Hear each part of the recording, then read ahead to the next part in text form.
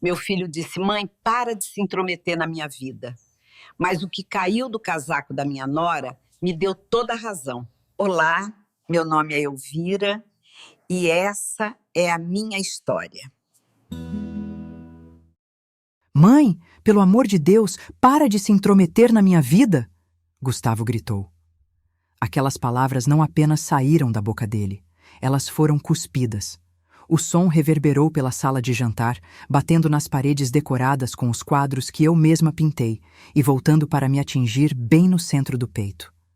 Foi um impacto físico, como se uma mão invisível tivesse apertado meu coração até tirar todo o sangue de lá. O tilintar dos talheres parou instantaneamente. O silêncio que se seguiu foi ensurdecedor. Sabe aquele tipo de silêncio que zune no ouvido? Aquele em que você consegue ouvir até o barulho da geladeira na cozinha e o sangue pulsando nas têmporas? Foi exatamente isso.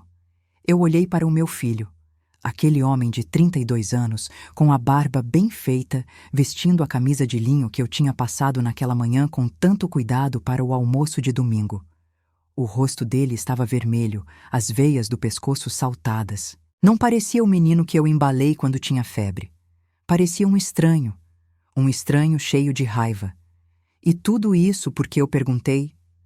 Eu apenas perguntei se eles não achavam perigoso viajar para o exterior agora que as finanças dele estavam instáveis. Só isso. Uma preocupação de mãe. Do outro lado da mesa, Fernanda, minha nora, soltou um suspiro longo, revirando os olhos enquanto levava a taça de vinho à boca. Aquele suspiro dizia mais do que 1000 insultos. Dizia: lá vem a velha chata de novo, a velha que ocupa espaço, a velha que sobra. Eu senti minhas mãos tremerem. Tentei escondê-las debaixo da toalha de mesa bordada. A humilhação subiu pelo meu pescoço, quente, queimando minha pele. Não era apenas a raiva dele, era a plateia. Os pais da Fernanda estavam lá.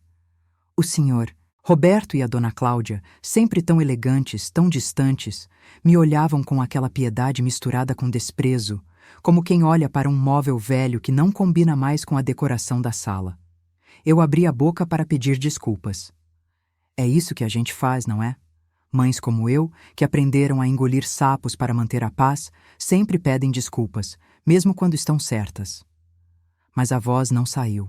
A garganta estava fechada, seca, arranhada pela vontade de chorar que eu segurava com todas as minhas forças. Olha, eu preciso respirar um pouco antes de te contar o que aconteceu em seguida, porque só de lembrar, meu estômago embrulha. Sabe, a gente cria os filhos com tanto amor. A gente tira da nossa boca para dar para eles. A gente passa noites em claro. A gente deixa de viver os nossos sonhos para que eles vivam os deles. E dói. Dói na alma, quando o retorno é a frieza. Se você, assim como eu, não suporta ingratidão e já sentiu na pele o que é ser deixada de lado por quem você mais ama, eu te peço, já se inscreve aqui no canal. Vamos criar uma corrente de apoio. Eu quero que você acompanhe essa história até o fim, porque o que eu vou fazer para dar a volta por cima... você precisa ouvir. E me conta aqui nos comentários, eu quero muito saber. De onde você está me ouvindo hoje? É do Brasil? De fora? Eu estou aqui, abrindo meu coração, e quero muito conhecer o seu. Escreve aí para mim. Prometo que vou ler. E só um recadinho rápido antes de continuarmos. Se a sua vida hoje parece um roteiro difícil de encarar, cheio de dramas e nós que você não sabe como desatar, não se esqueça. Existe um roteirista maior cuidando de cada detalhe lá de cima. Jesus já pagou o preço mais alto para que o seu fardo seja suave e a sua caminhada muito mais leve. Você não está atuando sozinha nessa cena. Então, respira fundo, acalma o seu coração na certeza desse cuidado maior. E vem comigo. Vamos voltar para aquela sala de jantar. Pronto. Respirei. Gustavo ainda me encarava, esperando uma reação, mas eu continuei imóvel. Você não entende, mãe. Ele continuou, agora num tom mais baixo, mas ainda carregado de veneno. Eu e a Nanda somos adultos. A gente sabe o que faz com o nosso dinheiro. A senhora vive presa no passado, com medo de tudo. A senhora sufoca.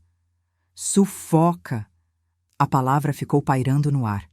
Fernanda pousou a taça na mesa e deu um sorrisinho de canto de boca. Aquele sorriso de quem venceu. Amor, não se estressa, disse ela, com aquela voz doce que ela usava quando queria manipular alguém. Sua mãe só está confusa. É a idade. Talvez ela não tenha percebido que os tempos mudaram. Deixa isso pra lá. Vamos pegar a sobremesa? Confusa. A idade. Eles falavam de mim como se eu não estivesse ali, como se eu fosse uma criança ou uma inválida mental. O clima acabou. Ninguém tinha mais fome. Roberto, o pai dela, limpou a garganta, desconfortável. Acho que já vamos indo. O trânsito na volta é pesado, ele disse, levantando-se. Fernanda se levantou apressada para pegar os casacos dos pais dela, que estavam amontoados sobre a poltrona da sala de estar. Ela estava nervosa, ansiosa para que eles fossem embora logo, talvez para que pudesse rir da minha cara sem testemunhas.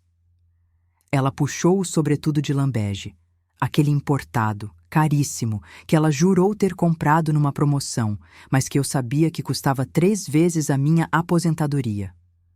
Ao puxar o casaco com força, a bolsa dela, que estava por baixo, virou. Não caiu tudo. A bolsa estava aberta.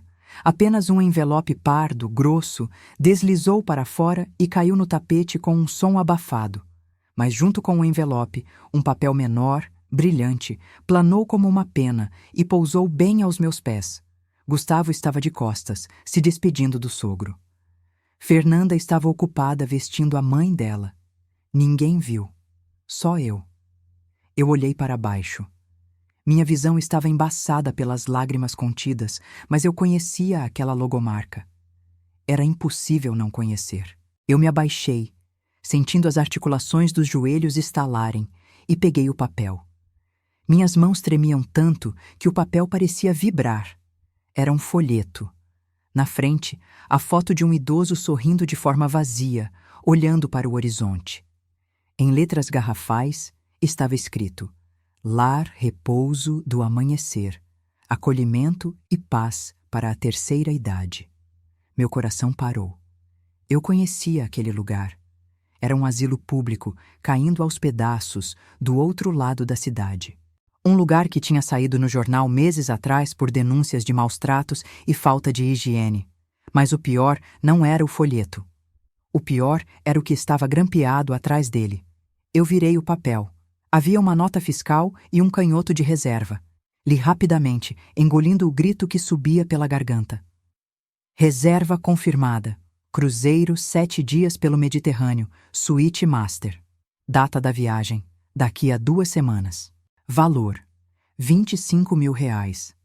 E logo abaixo, num post-it amarelo, com a letra inconfundível do meu filho Gustavo. Venda da casa da mãe cobre a entrada. O asilo aceita ela na sexta-feira antes do embarque. O mundo girou. O chão desapareceu. Mãe, para de se intrometer na minha vida, ele tinha dito minutos atrás. Ele tinha razão. Eu estava me intrometendo no plano perfeito deles. O plano de me jogar num depósito de gente velha na sexta-feira, vender a minha casa, a casa que eu e o pai dele construímos tijolo por tijolo, para torrar o dinheiro numa viagem de luxo na segunda-feira. Eu levantei os olhos do papel. Fernanda estava vindo em minha direção, sorrindo, sem saber que sua sentença de morte estava nas minhas mãos. Gustavo ria de alguma piada do sogro.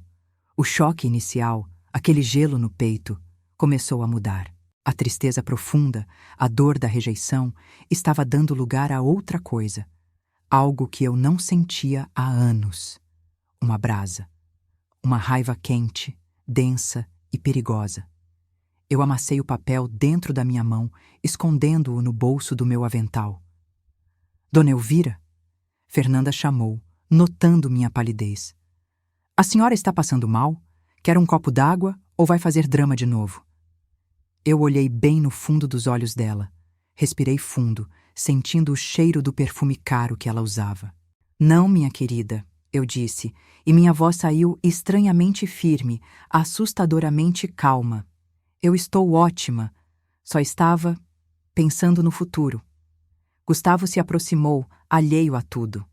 Futuro? Que futuro, mãe? A senhora nem tem planos. Eu apertei o papel no bolso até meus dedos doerem. Ah, meu filho, você ficaria surpreso com os planos que eu tenho. Eles não sabiam. Eles não faziam ideia. Mas naquele momento, enquanto eles saíam pela porta rindo, achando que tinham o controle de tudo, a velha chata tinha acabado de morrer. E no lugar dela, nascia uma mulher que eles jamais imaginaram enfrentar. A porta da frente bateu. O som seco do trinco girando foi o ponto final da visita deles. O motor do carro lá fora roncou, se afastou e, finalmente, o silêncio retomou a posse da minha casa. Fiquei parada no meio da sala por um tempo que não sei medir. Minha mão ainda apertava o papel amassado no bolso do avental, como se aquilo fosse uma brasa queimando minha coxa através do tecido. Caminhei devagar até a cozinha. Meus pés se arrastavam. De repente, me senti com 100 anos de idade. Olhei para a pia cheia de louça suja, pratos com restos de risoto de camarão, o prato favorito do Gustavo, que eu levei a manhã inteira preparando, descascando camarão por camarão, tirando a tripa com cuidado para não amargar. Taças de cristal manchadas de batom vermelho da Fernanda. Abri a torneira. A água gelada bateu nas minhas mãos, mas eu não senti frio. Comecei a lavar um prato. O movimento circular da esponja, repetitivo, hipnótico. E então, a cozinha desapareceu. O cheiro de detergente de limão sumiu. De repente, senti cheiro de cânfora e umidade. Eu estava de volta àquela noite de agosto, 30 anos atrás. Gustavo tinha apenas 2 anos. A gente morava num quartinho de fundos enquanto o Cláudio, meu falecido marido, levantava as paredes desta casa aqui nos finais de semana. O dinheiro era curto, tão curto que a gente escolhia entre carne ou condução. Naquela noite, Gustavo ardia em febre. Eu me lembro da sensação do corpinho dele contra o meu peito. Ele estava pegando fogo, suando frio, choramingando baixinho. Mamãe, dói! Mamãe! Era uma bronquite terrível. O médico do posto tinha receitado um remédio, um antibiótico que custava o equivalente a 3 dias de trabalho do Cláudio. Eu olhei para a lata de leite em cima da geladeira enferrujada. Estava vazia. Olhei para a minha própria barriga, roncando de fome, porque eu tinha dado meu jantar para o Cláudio ter forças para carregar tijolo no dia seguinte. Eu não tinha o dinheiro do remédio e do leite. Eu me lembro de sair na chuva. A água gelada encharcava meu chinelo. A lama sujava meus pés. Corri até a farmácia do seu Hélio, com o Gustavo enrolado numa manta velha, protegido da chuva como um tesouro, enquanto eu ficava ensopada. Seu Hélio, eu implorei, tremendo de frio e de medo. Me vende o remédio fiado.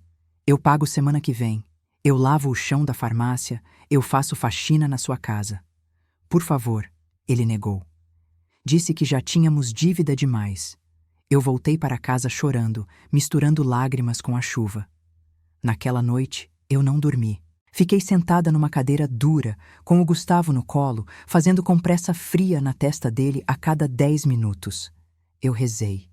Rezei para todos os santos. Deus, tira de mim. Passa a dor dele para mim.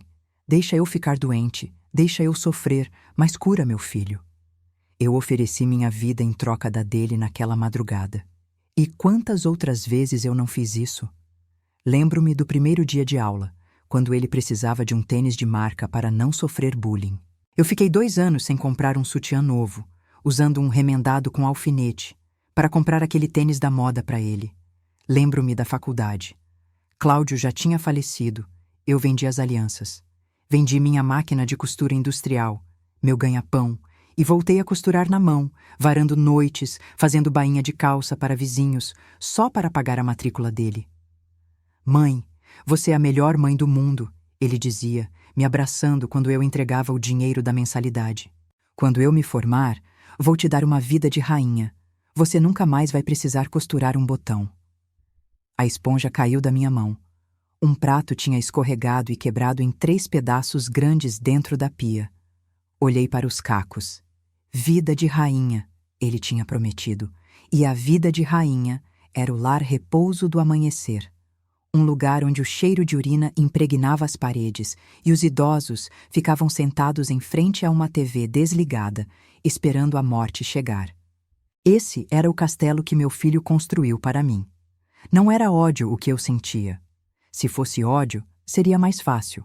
O ódio é uma energia que impulsiona, que faz a gente querer gritar e quebrar tudo. O que eu sentia era uma dor muito mais profunda. Era o luto. Eu estava de luto pelo filho que eu achava que tinha criado. Aquele menino que prometeu cuidar de mim morreu. O homem que saiu pela minha porta hoje era um estranho. Um estranho egoísta, moldado pelos mimos que eu mesma dei, blindado contra o sofrimento pelos meus próprios sacrifícios. Eu criei um príncipe que não sabe o que é um calo na mão. E agora, o príncipe achava que a velha rainha ocupava muito espaço no palácio. Sequei as mãos no pano de prato. Caminhei pela casa apagando as luzes, uma a uma.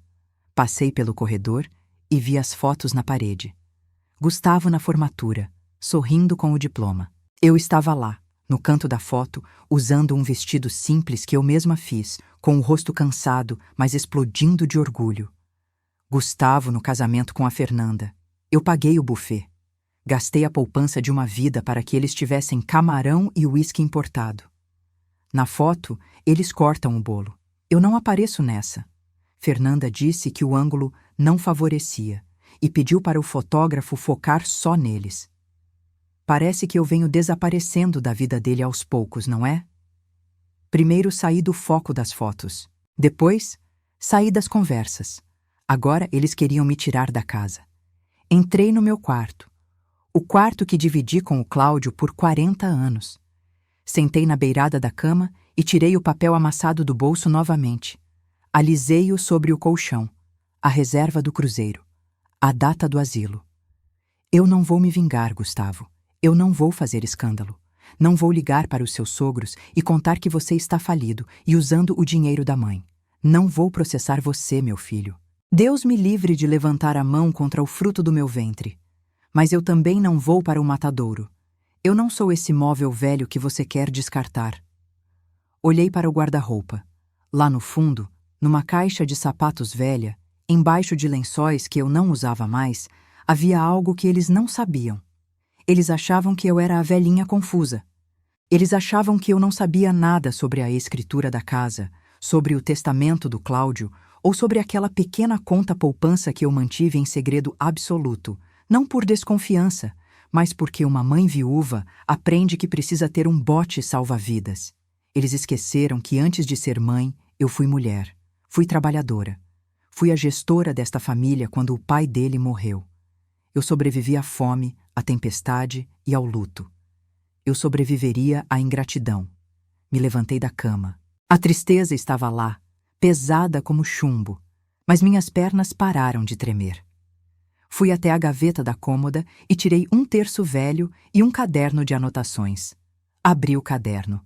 A primeira página tinha uma data de 10 anos atrás e um título: Sonhos para quando eu me aposentar. Conhecer a Itália. Aprender a pintar quadros a óleo. Ver o Mar do Nordeste. Nenhum item da lista dizia: ser humilhada pelo filho e trancada num asilo. Peguei uma caneta vermelha. Risquei a frase cuidar dos netos. Afinal, Fernanda já tinha deixado claro que eu não tinha perfil para cuidar de crianças modernas. E circulei a frase viver em paz. Amanhã é segunda-feira. Eles acham que eu vou passar a semana chorando pelos cantos, esperando eles virem me buscar na sexta-feira para o passeio até o asilo. Eles acham que eu sou a vítima. Mas amanhã a dona Elvira vai acordar cedo. Não para fazer café para eles, mas para ir ao cartório. Eu olhei para o teto, como se falasse com o Cláudio. Me perdoa, meu velho, eu mimei demais esse menino. Mas agora eu vou ter que dar a lição que faltou. A lição da ausência. Fechei o caderno com força, o som ecoou no quarto vazio. Eu não ia destruir a vida deles, eu ia simplesmente retirar a minha vida da deles. E eu tinha a sensação de que, sem os meus alicerces, o castelo de cartas deles não ficaria de pé por muito tempo. dormi com o papel do cruzeiro debaixo do travesseiro. Não como um pesadelo, mas como um lembrete. Um lembrete de que o amor incondicional também precisa de amor próprio para sobreviver. A semana que se seguiu àquele almoço de domingo não foi uma semana comum. Foi uma eternidade disfarçada de 7 dias. Eu precisava agir naturalmente. Se Gustavo ou Fernanda desconfiassem que eu sabia do plano do asilo, eles poderiam antecipar tudo. Poderiam me interditar. Poderiam alegar senilidade precoce. Eu precisava ser a Dona Elvira de sempre. Mansa, prestativa e um pouco invisível. Mas como é difícil sorrir para quem está afiando a faca para te apunhalar pelas costas. Na terça-feira à tarde, Fernanda apareceu de surpresa. Eu estava na sala, tricotando um sapatinho de lã para a doação da igreja. A chave girou na porta. Eles tinham a cópia, é claro, porque vai que a senhora cai e não consegue levantar, diziam eles. Ela entrou com aquele ar de dona, os saltos estalando no taco de madeira que eu encerava toda semana. Oi, Dona Elvira, ela disse num tom agudo demais, falso demais. Vim ver como a senhora está. Trouxe um bolinho fit sem açúcar, porque a senhora sabe que açúcar envelhece a pele, né? Embora no seu caso, bom, o que tinha para envelhecer já foi. Ela riu. Um riso seco. Eu forcei um sorriso. Obrigada, minha filha. Nossa! Ela parou no meio da sala e franziu o nariz, cheirando o ar como se tivesse sentido um odor podre. A senhora não sente esse cheiro? Que cheiro, Fernanda? Fiz café agora há pouco. Não, não é café. É cheiro de coisa fechada. Cheiro de gente antiga, sabe? Aquele cheiro de naftalina misturado com remédio impregna tudo. Credo, precisamos chamar uma empresa para higienizar esse sofá urgentemente. Ou melhor, jogar fora e comprar um novo. Esse aqui já deu o que tinha que dar. Ela passou a mão pelo encosto do meu sofá de veludo cotelê marrom. O sofá onde o Cláudio via futebol. O sofá onde eu amamentei o Gustavo. Para ela, era lixo. Assim como eu. Vou abrir as janelas, eu disse, engolindo a ofensa junto com a saliva amarga. Isso. Abre tudo. Deixa o ar novo entrar. A senhora precisa se desapegar dessas velharias, Dona Elvira. O mundo é dos minimalistas agora. Espaço vazio é chique, acumular tralha é coisa de gente, desequilibrada. Tralha. As minhas memórias eram tralhas. Ela caminhou pela casa, mexendo em tudo. Pegou um bibelô de porcelana que eu trouxe de uma viagem à Aparecida do Norte, olhou com desprezo e colocou de volta num lugar diferente, só para marcar território. Na quarta-feira, foi a vez do Gustavo. Ele veio jantar.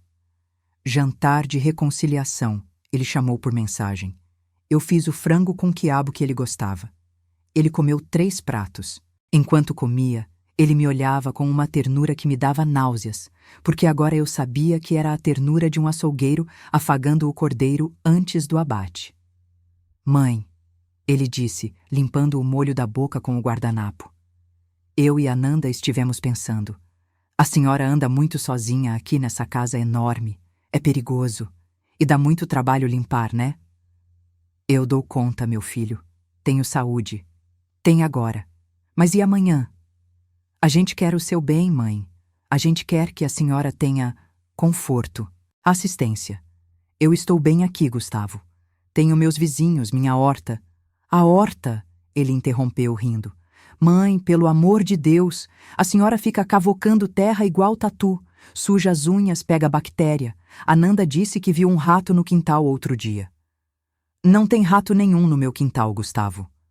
Tem sim. A senhora que não vê porque a vista já não ajuda. Enfim.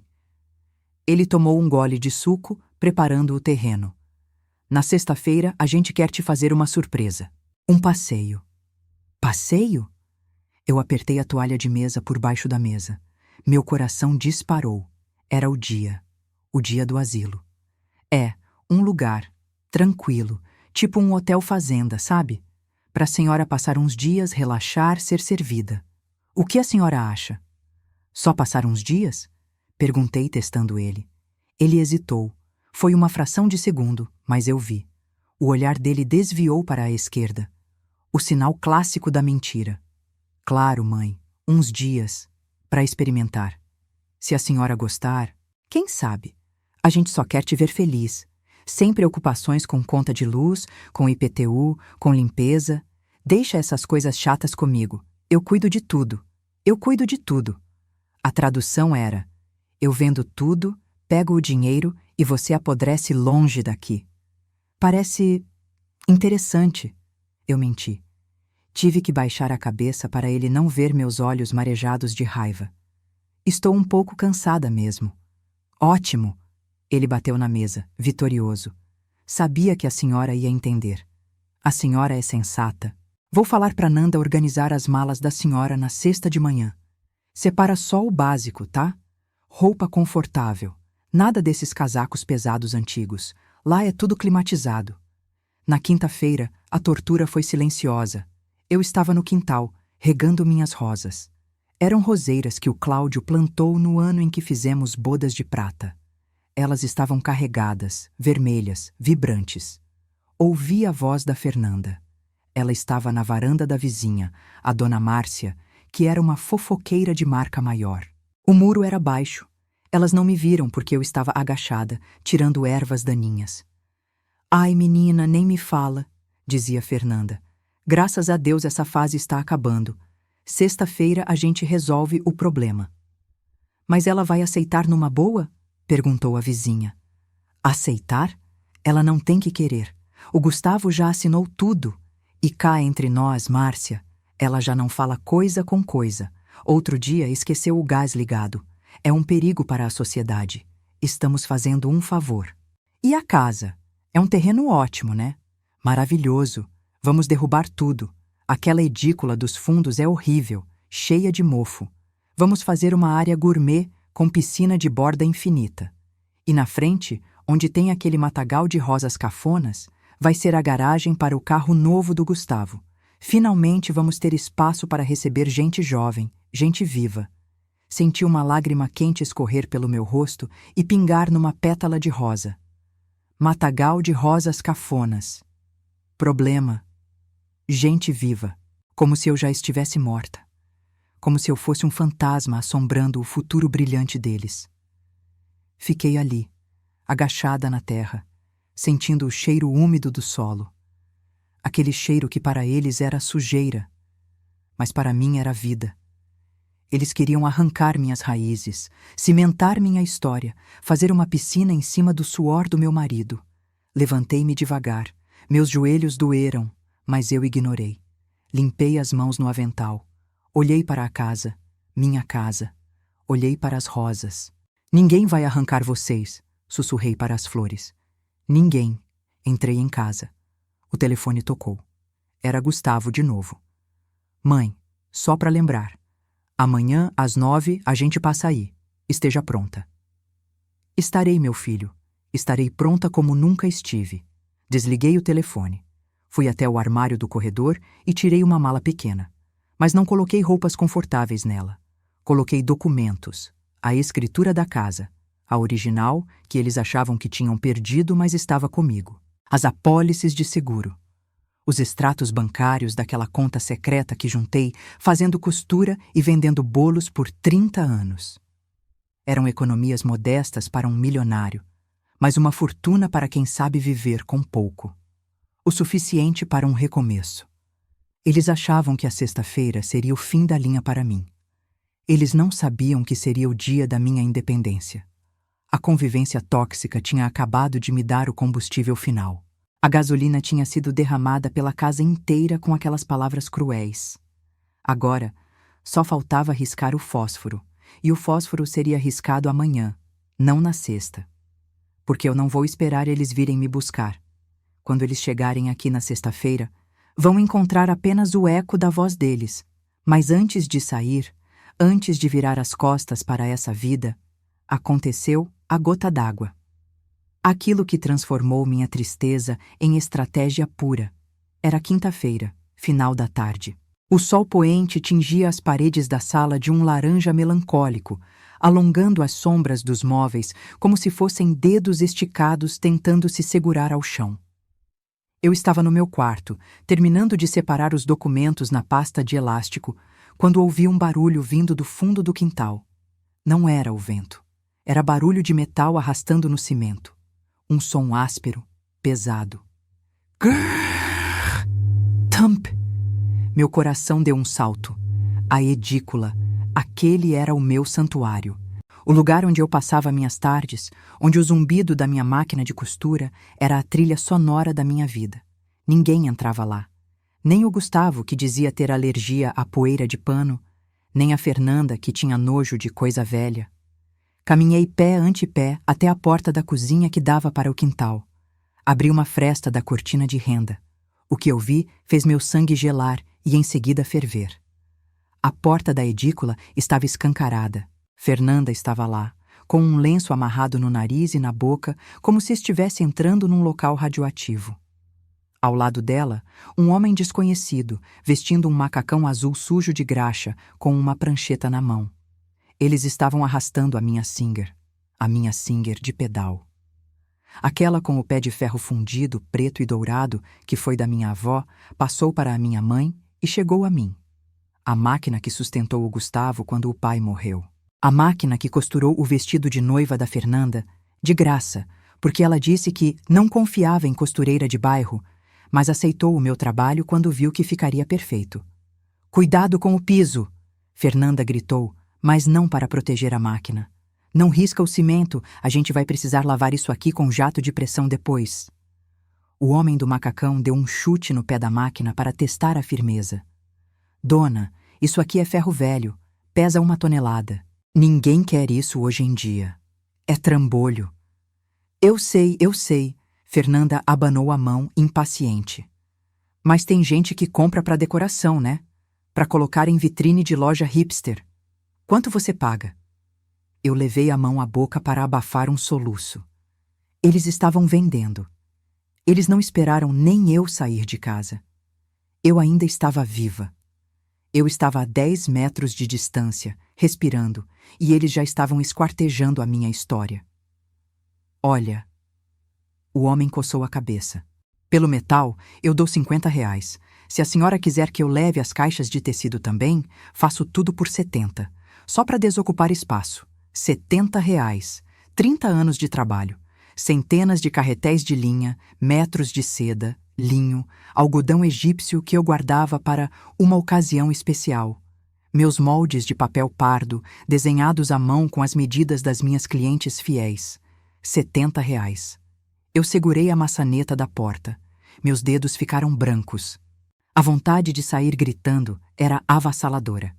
Eu queria correr até lá, empurrar aquele homem, dar um tapa na cara da Fernanda e gritar: "Tirem as mãos das minhas coisas, eu não morri, eu estou aqui." Mas aí, eu vi o rosto da Fernanda. Ela estava sorrindo.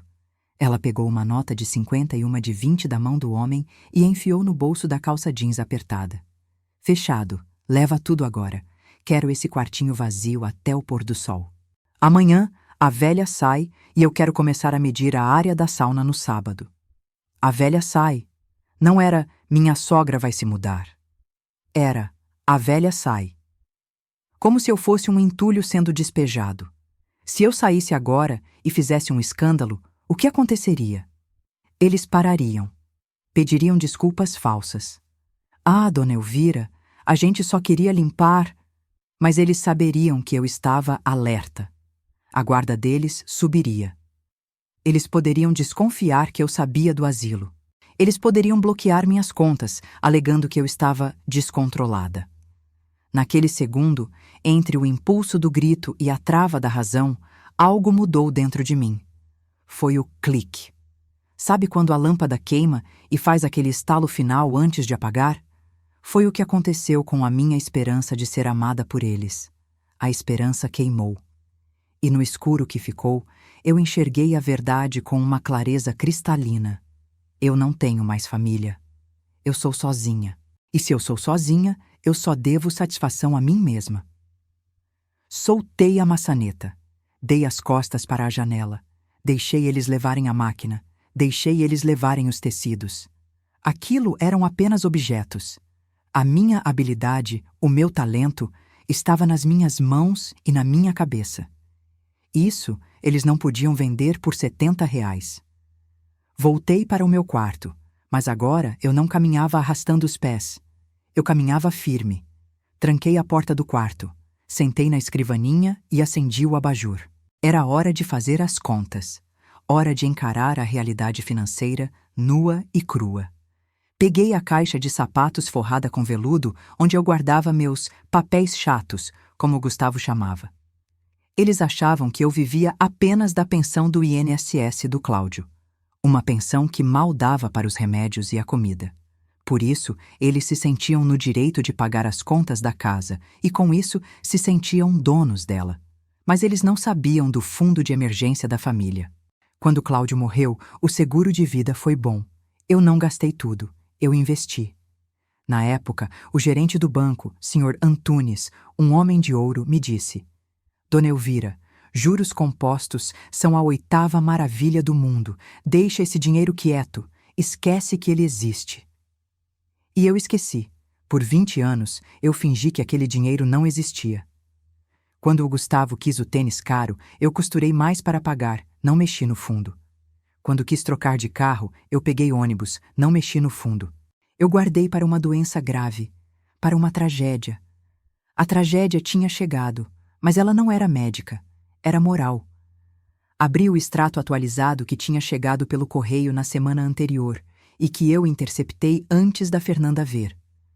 Meus olhos percorreram as linhas e números, a inflação corrigida, os juros sobre juros de 2 décadas. O saldo final brilhava no papel, R$380 mil. Não era dinheiro para comprar uma ilha, mas era dinheiro suficiente. Era dinheiro para comprar um apartamento pequeno e confortável em qualquer cidade do interior. Era dinheiro para viver com dignidade até o fim dos meus dias, sem depender de ninguém para comprar um pão. Além disso, havia a casa.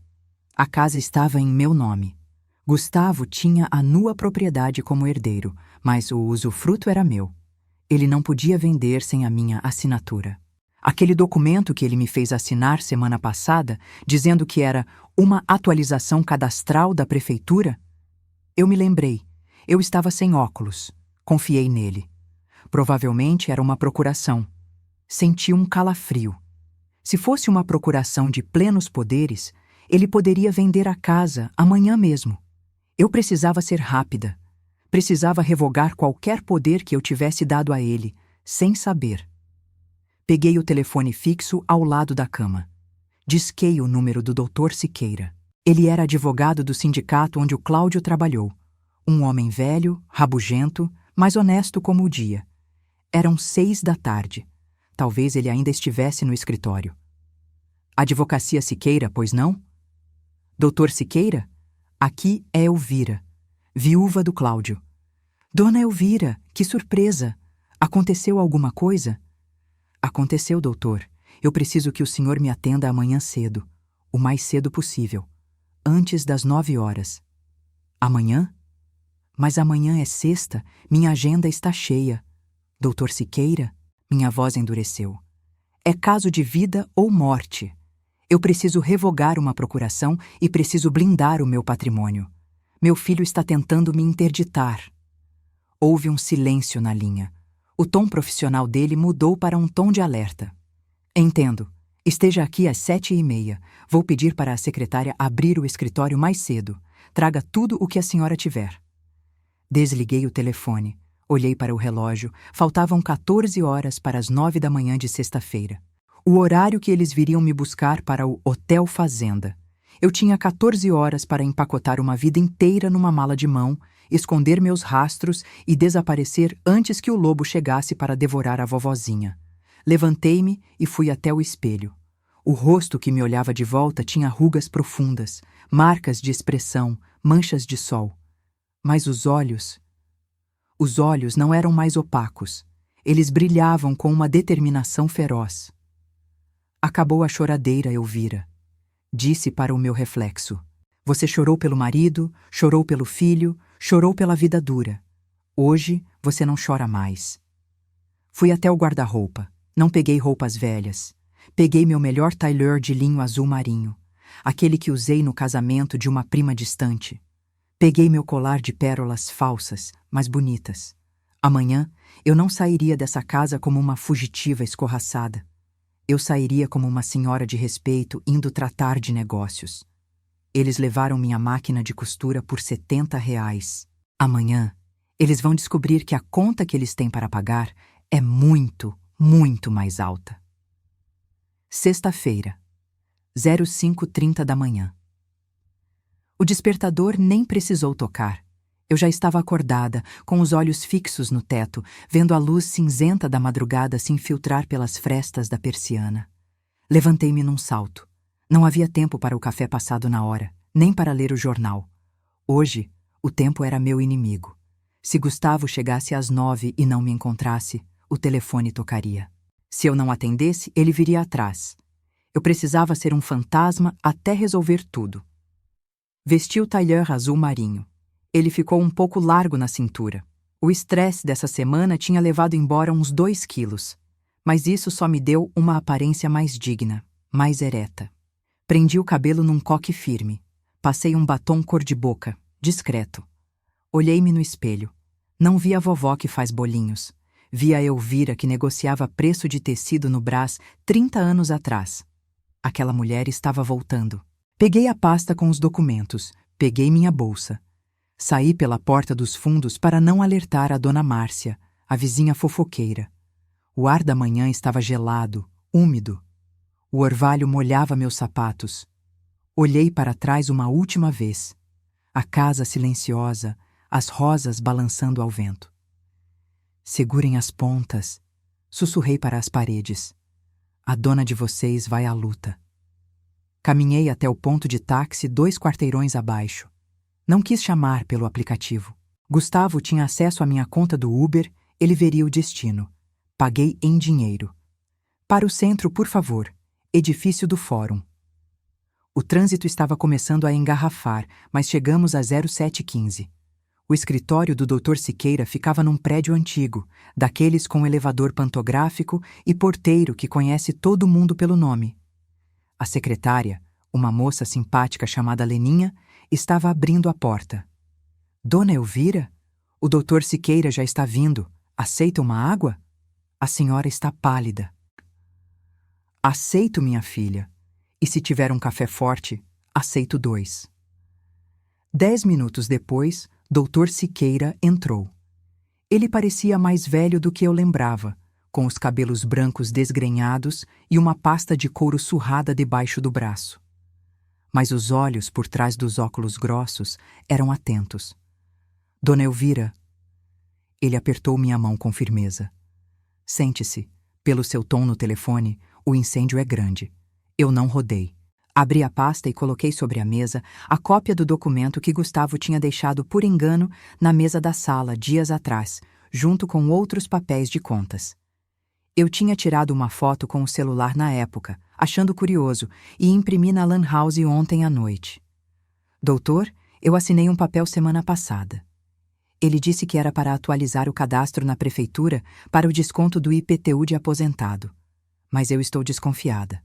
Dr. Siqueira ajeitou os óculos e pegou o papel. O silêncio na sala foi quebrado apenas pelo tic-tac do relógio de parede e pelo som dele virando a página. Ele leu. Franziu a testa. Leu de novo. Então, ele tirou os óculos e me olhou com uma expressão grave. Dona Elvira, a senhora tem sorte de ter esse anjo da guarda forte. O que é, doutor? Isso aqui é uma procuração pública de amplos poderes, e quando eu digo amplos, é amplos mesmo. Dá plenos poderes ao seu filho para movimentar contas bancárias, vender imóveis, contratar empréstimos em seu nome e até representá-la em juízo. Ele pode vender a minha casa? Minha voz falhou. Com isso aqui, ele balançou o papel. Ele pode vender a casa, o carro, as roupas do corpo e ainda fazer uma dívida de R$100 mil no seu nome antes do almoço. Ele praticamente se tornou a senhora para fins legais. Senti uma tontura. O mundo oscilou. Eu criei esse menino. Eu limpei o bumbum dele. Eu ensinei o Pai Nosso. E ele me fez assinar minha própria sentença de indigência. O que eu faço, doutor? Ele vem me buscar às 9 para me levar para um asilo. Ele acha que vai vender a casa semana que vem. Dr. Siqueira bateu a mão na mesa. A raiva dele me deu forças. Não vai vender nada, Leninha! Ele gritou para a porta aberta. Prepara a minuta de revogação total de mandato agora. E liga no quarto cartório, fala com o tabelião Marcondes, diz que estou mandando uma cliente em caráter de urgência, urgentíssima. Ele se virou para mim. Dona Elvira, escute bem. A senhora vai sair daqui e ir direto ao cartório revogar essa procuração. Assim que o tabelião lavrar a escritura de revogação, juridicamente, os poderes dele acabam. Mas e se ele tentar usar a procuração antiga? Ele tem o papel original. É aí que entra a notificação. Vamos notificar todos os cartórios de registro de imóveis da cidade e os bancos onde a senhora tem conta. Se ele tentar usar o documento revogado, ele comete crime de estelionato e falsidade ideológica. E aí, minha querida, ele sai do banco algemado. Eu respirei fundo. Eu não quero ele preso, doutor. Eu só quero que ele não toque no que é meu. A senhora é boa demais, mas a lei não tem coração, a lei tem regras. Vamos proteger o seu patrimônio. Assinei a papelada com a mão firme. A cada assinatura, eu sentia que estava cortando um cordão umbilical. Não o cordão do amor. Esse já tinha apodrecido, mas o cordão da dependência. Saí do escritório às 08h30. Corri para o cartório. A burocracia, que sempre foi um monstro para mim, hoje parecia uma aliada. O carimbo batendo no papel soou como música. Revogado. A palavra estava lá, em tinta azul. Gustavo não era mais o meu dono. Faltava o banco. O banco abria às 10h. Eu tinha 1h30. Meu celular começou a vibrar na bolsa. Olhei o visor. Filho Gustavo chamando... Eram 09:05. Ele devia estar na porta da minha casa, tocando a campainha. O coração disparou. O medo ancestral de desobedecer subiu pela garganta. Minha mão suou segurando o aparelho. Atende, mãe! Onde você tá? Chegou uma mensagem de texto logo em seguida. A porta tá trancada. A gente tá preocupado. Eu precisava ganhar tempo. Se eu não respondesse, eles poderiam chamar a polícia ou arrombar a porta. Respirei fundo e digitei, com os dedos trêmulos. Oi, meu filho. Tive que sair cedo para comprar um remédio específico na farmácia do centro, aquela de manipulação. A fila está grande, não se preocupe. Volto logo. Enviei. A resposta veio em segundos. Poxa, mãe, a gente marcou às 9. A Nanda tá esperando no carro. Vê se agiliza. A gente tem horário no hotel. Hotel. O asilo. Ele continuava mentindo, mesmo por mensagem. Pode esperar, Gustavo. Sussurrei para o celular, guardando-o na bolsa. Pode esperar sentado. Às 10h em ponto, entrei na agência bancária. Fui direto à mesa do gerente, mas o senhor Antunes já tinha se aposentado. Quem me atendeu foi um rapaz jovem, engravatado, chamado Rafael. Bom dia, em que posso ajudar? Bom dia. Eu quero transferir todo o meu saldo de investimentos para uma nova conta, em outro banco, agora. Rafael arregalou os olhos quando viu o saldo na tela. Dona Elvira, é uma quantia considerável. A senhora tem certeza? Nós temos produtos ótimos aqui. Se a senhora tirar agora, vai perder a rentabilidade do mês. Meu jovem, inclinei-me sobre a mesa, baixando o tom de voz.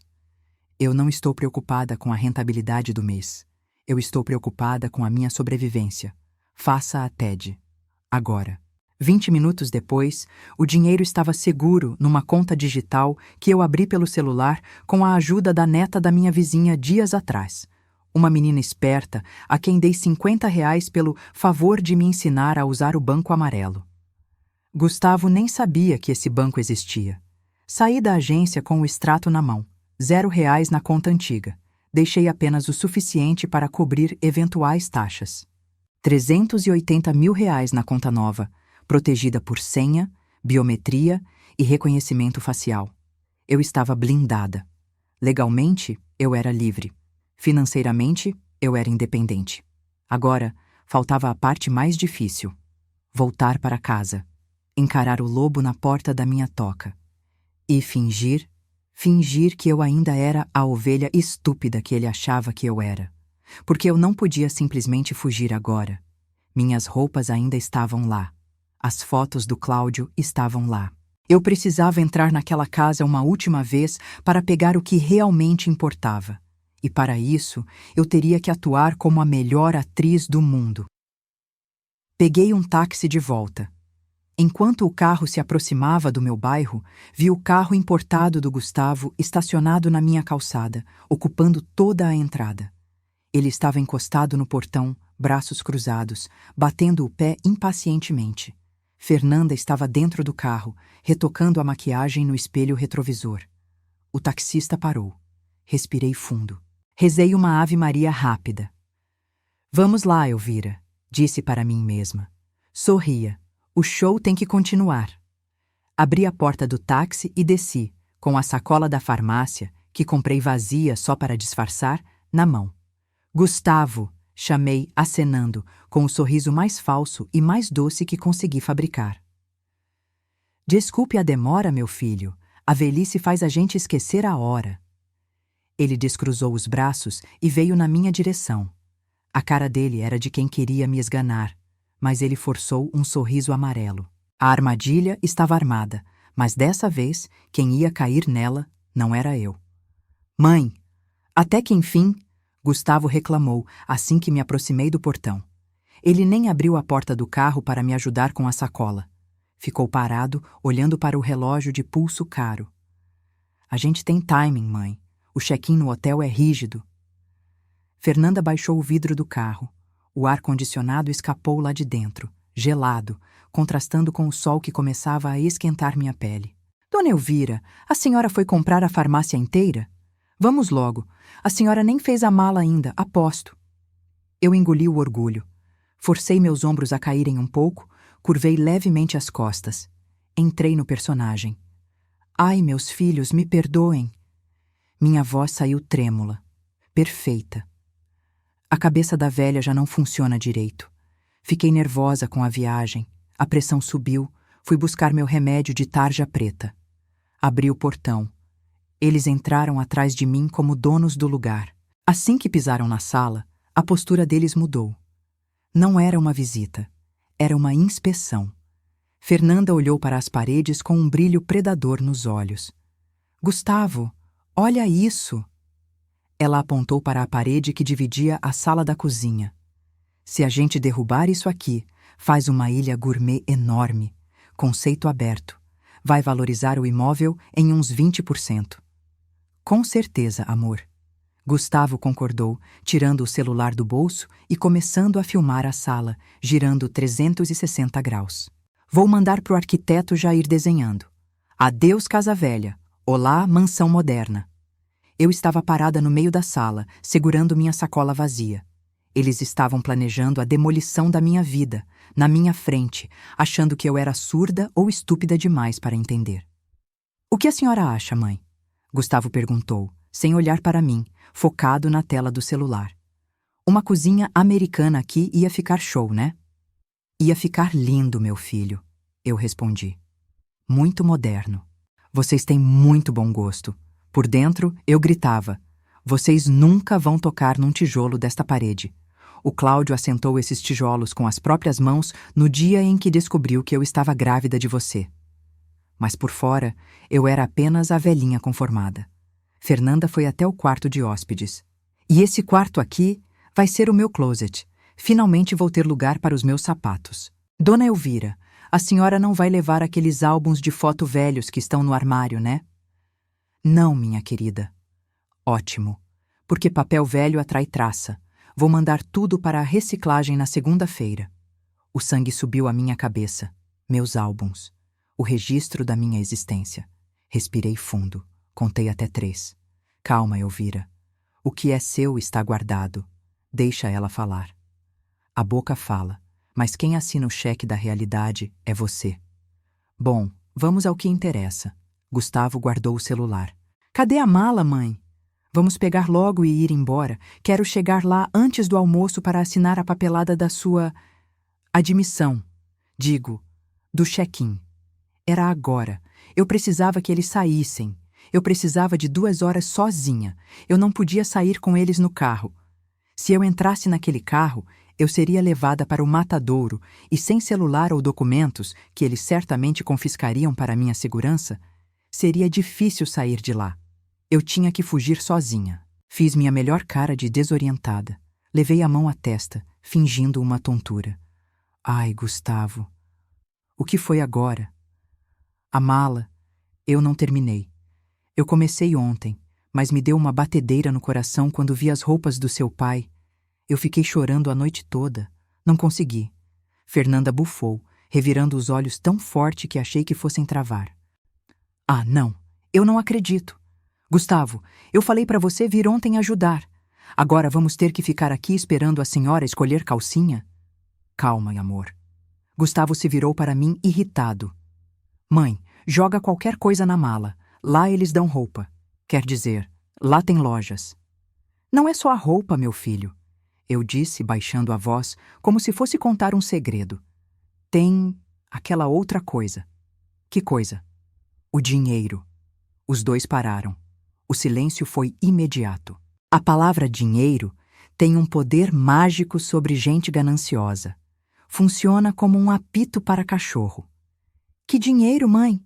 Gustavo se aproximou, a voz subitamente mansa. Aquelas joias da sua avó e uns dólares que o seu pai guardou na época do Plano Collor. Estão escondidos.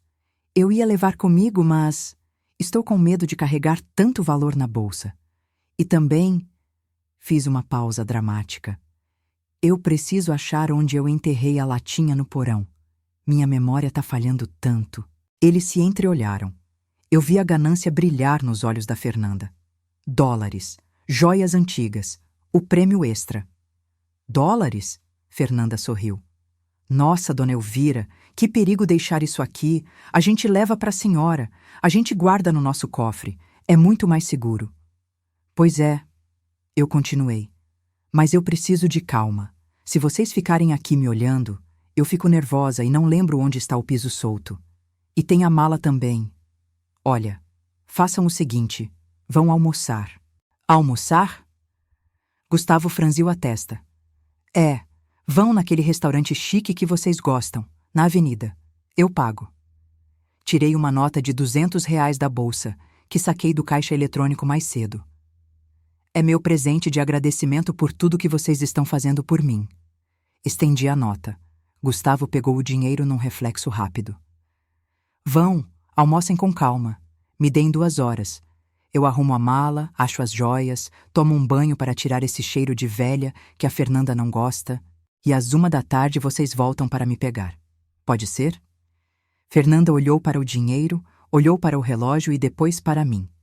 A promessa das joias e dos dólares falou mais alto que a pressa. Tudo bem.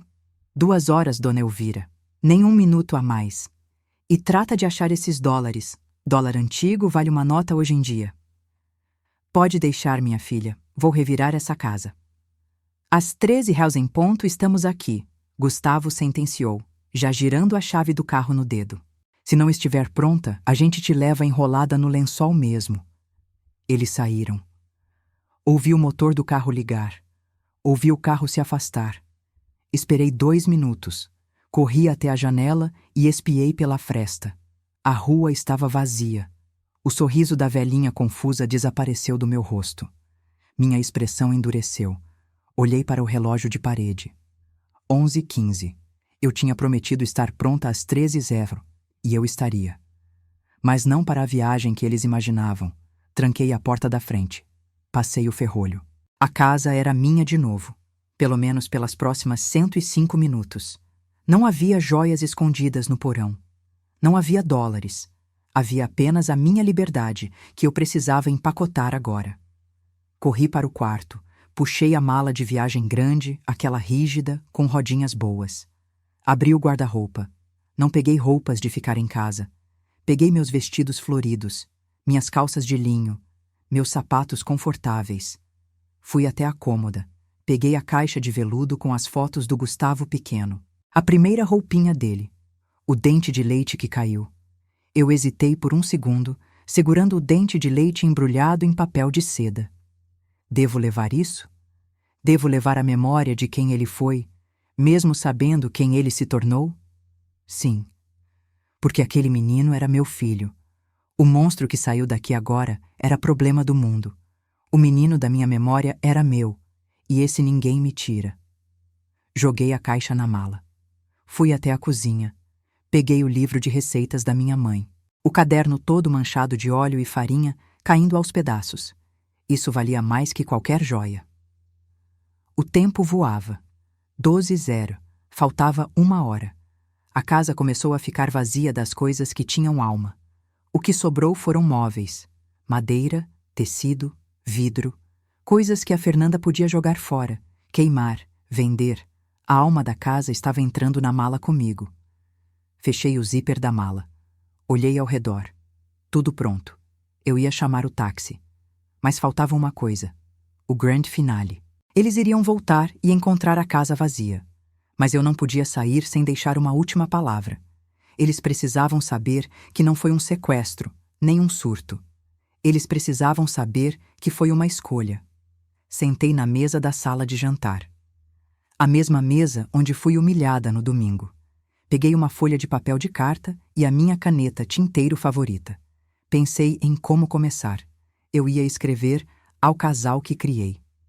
Mas parei a caneta no ar. Não. Eu não criei a Fernanda. Eu não sou responsável pelo veneno que ela carrega, nem pela falta de educação que os pais dela deram. Eu não vou assumir essa culpa. Eu sou responsável apenas pelo homem que o Gustavo escolheu deixar de ser. Encostei a pena no papel e escrevi com a letra firme, sem tremer. Ao filho que criei e à mulher que ele escolheu. A carta seria breve, mas seria a lâmina mais afiada que eu já usei na vida. O relógio marcava 12:20. Eu tinha 40 minutos. A casa estava imersa num silêncio sepulcral, como se as paredes soubessem que sua guardiã estava partindo. Minha mão deslizava sobre o papel de carta. A cada palavra escrita, eu sentia um nó se desfazendo na minha garganta. Não era uma carta longa. A verdade não precisa de muitas palavras. A mentira é que é prolixa. Escrevi. Ao filho que criei e à mulher que ele escolheu, vocês saíram para almoçar esperando encontrar dólares e joias quando voltassem. Disseram que queriam cuidar desse tesouro para mim. A ironia, meu filho, é que o único tesouro que existia nesta casa era o amor que eu tinha por você. E esse, vocês gastaram até o último centavo. Eu sei sobre o lar repouso do amanhecer. Eu vi a reserva do cruzeiro. Eu ouvi os planos para a piscina em cima das minhas rosas. Não, eu não sou uma velha confusa. Eu sou a mulher que trocou as fraldas de quem hoje quer trocar a minha dignidade por uma viagem de navio. Vocês queriam a casa vazia? Aqui está ela. Vazia de mim. Vazia das minhas memórias. Vazia da mãe que servia de empregada e banco. Não se preocupem em me procurar. Eu estou bem. Estou segura. E pela primeira vez em anos, estou onde quero estar, e não onde sobro. PS. Gustavo, a procuração que você me fez assinar foi revogada hoje às 0800 da manhã. O dinheiro do banco foi transferido. E a casa... Bem, a casa continua sendo minha. Tente vender um tijolo sequer e você conhecerá o advogado que contratei. Ele é bem menos amoroso do que a mãe que você perdeu hoje. Adeus. Elvira. Dobrei o papel. Não coloquei no envelope. Deixei aberto bem no centro da mesa de jantar. Peguei o molho de chaves da casa. A chave do portão, a chave da porta da frente, a chave da cozinha. Coloquei o molho em cima da carta, servindo de peso para que o papel não voasse. O metal das chaves bateu na madeira da mesa com um som definitivo. Clac! Aquele som foi o ponto final de 40 anos vivendo naquele endereço. Levantei-me. Peguei minha mala. Ela não estava pesada, mas carregava o peso de uma vida. Caminhei até a porta da sala. Parei. Eu precisava me despedir. Não deles, mas da casa. Passei a mão pela parede do corredor. Senti a textura da tinta que eu mesma escolhi anos atrás.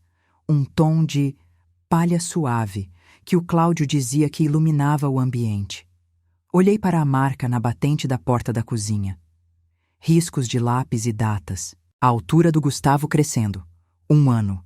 5 anos, 10 anos, 15 anos. O último risco parava no 1,78. Depois disso, ele parou de crescer. Pelo menos, parou de crescer como homem. Cresceu apenas em altura e ambição. Uma lágrima teimosa escorreu. Eu deixei. Não a enxuguei. Essa lágrima era o último tributo que eu pagava àquele passado. Obrigada, casa, sussurrei. Você me abrigou. Você viu meus sorrisos e minhas dores. Mas agora você é apenas tijolo e cimento. O lar vai comigo. Girei a maçaneta. O ar da rua entrou. Cheiro de asfalto quente, barulho de carros distantes, latido de cachorro, o cheiro da liberdade. Saí. Fechei a porta atrás de mim. Não tranquei. As chaves estavam lá dentro. A porta estava apenas no trinco. Quando eles chegassem, poderiam entrar sem esforço. A facilidade com que entrariam contrastaria com a dificuldade que teriam para digerir o que encontrariam. Arrastei a mala pelo caminho de pedras do jardim. As rosas vermelhas balançavam ao vento, como se estivessem me dando tchau. Sobrevivam, eu disse para elas. Sejam espinhosas se precisarem. Abri o portão eletrônico com o controle que eu levaria comigo. Era a única chave que eu mantinha por segurança. Na rua, o táxi que eu agendei pelo telefone fixo antes de sair já estava virando a esquina. Pontualidade britânica. O motorista, um senhor de cabelos grisalhos, chamado Seu Jorge, desceu para pegar minha mala. Bom dia, dona. Viagem longa? Longa, Seu Jorge. A mais longa da minha vida, mas sem data de volta. Coisa boa. Viajar é viver. Vamos para onde? Para a rodoviária? Eu olhei para a casa uma última vez. O carro do Gustavo não estava lá. A rua estava tranquila. Não, Seu Jorge. Me leve para o Hotel Plaza, no centro. Vou ficar lá uns dias antes de decidir meu destino. Entrei no banco de trás do carro. O couro estava fresco. O carro arrancou suavemente. Eu não olhei para trás. Eu me proibi de olhar pelo vidro traseiro. A mulher de Ló virou estátua de sal porque olhou para trás. Eu queria continuar sendo carne, osso e futuro. 12h45. 15 minutos depois que eu saí, o carro saiu da rua do bairro e entrou na avenida principal. Eu estava segura. No meu colo, minha bolsa estava apertada contra o peito. Dentro dela, meu celular novo. O antigo, eu deixei na mesa também, formatado de fábrica, para que eles não pudessem me rastrear pelo GPS. Eu era oficialmente uma desaparecida voluntária. Fechei os olhos e encostei a cabeça no vidro. Imaginei a cena que aconteceria em 15 minutos. Imaginei o carro do Gustavo embicando na garagem. Imaginei a Fernanda reclamando que eu não estava esperando no portão. Imaginei eles entrando, chamando meu nome, a voz ecoando na casa vazia. Imaginei o momento em que veriam a mesa, as chaves, o papel. Meu coração não acelerou de medo. Ele bateu num ritmo calmo, compassado. Tum-tum, tum-tum. Era o ritmo da justiça. Eu não estava lá para ver. Mas eu podia sentir a vibração do universo se realinhando. A senhora gosta de música? O taxista perguntou, quebrando o silêncio. Posso ligar o rádio? Pode sim, meu filho. Coloque algo alegre. Ele ligou. Tocava uma música antiga, um samba suave. Levanta, sacode a poeira e dá a volta por cima. Eu sorri. Um sorriso genuíno, que começou nos lábios e chegou aos olhos. A coincidência era um sinal. A poeira tinha sido sacudida. A volta por cima tinha começado. E enquanto o táxi sumia no trânsito da cidade grande, lá na casa de Muro Baixo e Rosas Vermelhas, o relógio da sala batia 13h. O vilão estava chegando para o almoço, mas o prato do dia seria amargo. 13h05. O SUV prateado do Gustavo estacionou na frente do portão. O motor desligou, mas o som do rádio ainda vazava pelas janelas fechadas. Um pop eletrônico genérico, barulhento, triunfal. Dentro do carro, o clima era de celebração antecipada. Amor, você tem certeza que o asilo aceita check-in até as 2h? Fernanda perguntou, conferindo o batom no espelho. Aceita. Falei com a gerente. É só largar a mala e assinar o termo de responsabilidade. Em meia hora, a gente tá livre. Gustavo riu, batendo a mão no volante. E aí... Cruzeiro, aí vamos nós. Eles desceram do carro. O sol do meio-dia estava a pino, projetando sombras curtas e duras no chão. Gustavo apertou o interfone. Bip. Silêncio. Ele apertou de novo, segurando o botão por 5 segundos. Bip! Nada. Nem o som dos passos arrastados da mãe, nem o grito de "já vai". Ah, pronto! Fernanda bufou, colocando as mãos na cintura. A velha deve estar no banheiro ou dormindo. Que inferno! Abre logo com a sua chave. Gustavo pegou o molho de chaves dele. Abriu o portão social. Eles caminharam pelo jardim. Fernanda chutou uma pétala de rosa que estava no chão com a ponta do tênis de marca. Sério, Gu? Segunda-feira a primeira coisa é chamar o trator. Odeio essas flores. Parecem velório. Chegaram à porta da sala. Gustavo enfiou a chave na fechadura, mas ela girou em falso. Ué. Ele franziu a testa. Tá aberta. Ela deve ter esquecido de trancar. Eu avisei, Gu. Demência senil. É perigoso deixar ela sozinha. Ele empurrou a porta. A sala se abriu diante deles. Estava na penumbra, pois as cortinas estavam fechadas. O ar estava parado. Havia aquele cheiro característico de casa fechada, mas faltava algo. Faltava o cheiro de café, faltava o cheiro de almoço, faltava o som da TV ligada no programa de culinária que ela sempre assistia nesse horário. Mãe! Gustavo chamou. A voz dele ecoou, batendo nas paredes e voltando vazia. Mãe, chegamos! Nenhuma resposta. O silêncio era pesado, físico, parecia pressionar os tímpanos. Dona Elvira! Fernanda gritou, já entrando e indo em direção ao corredor dos quartos. Vamos logo, a gente não tem o dia todo. Cadê os dólares? Cadê a mala? Gustavo ficou na sala. Ele sentiu um arrepio na nuca. Algo estava errado. A atmosfera da casa estava diferente. Parecia oca. Gu! O grito da Fernanda veio do quarto da mãe. Vem ver isso. Gustavo correu até o quarto. Fernanda estava parada diante do guarda-roupa aberto. As portas escancaradas revelavam cabides vazios. As gavetas da cômoda estavam puxadas para fora. Cadê as coisas dela? Fernanda perguntou, a voz subindo uma oitava. Cadê as joias? Cadê os tais dólares?